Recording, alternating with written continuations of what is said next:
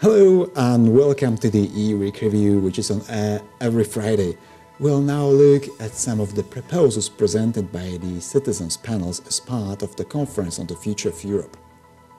The citizens who took part in the consultations recommended that lessons on the European Union should be integrated into the school curriculum from the third cycle of primary school. The aim is to reach all citizens and to improve knowledge of the European Union. The EU and especially the Commission should provide educational material on the functioning of Europe to the ministries of education of the member states. In addition to explain the functioning, composition and powers of the institutions, this training should also include a brief overview of the history of European integration. Particular attention should be paid to the use of clear, understandable and accessible language, as well as to educational tools such as documentaries, clips or school TV programs in all 24 languages. According to the citizens, the European project remains alien to the public in the EU. Therefore, they've proposed that the European institutions ensure that their communication better explains what is within the EU's competences and what is not. The EU should incorporate familiar examples from the daily lives of Europeans into its communication. These explanations should be spread within the member states through agreements between the European institutions and national public television channels so as to reach a wide audience. In addition, nationals of all member states should be regularly informed about the role of the European Union in the other member states through video clips, for example. The advantages and disadvantages of the EU would thereby be better put into perspective in the debates on the future of Europe.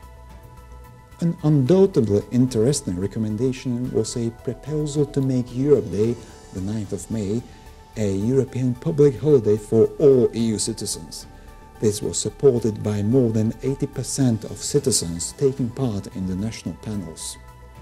The citizens recommend that participation in the Erasmus program be extended to all students regardless of their educational background, including vocational and technical training and work study. Everybody should be able to participate in European exchanges, they say. Meanwhile, the working population should be able to benefit from European exchange programs regardless of sector of activity, also for local businesses. Also, fact-checking on European issues should be strengthened. This information then, disseminated and verified by the institutions, should be easily accessible to the European public and to the national media in each member state.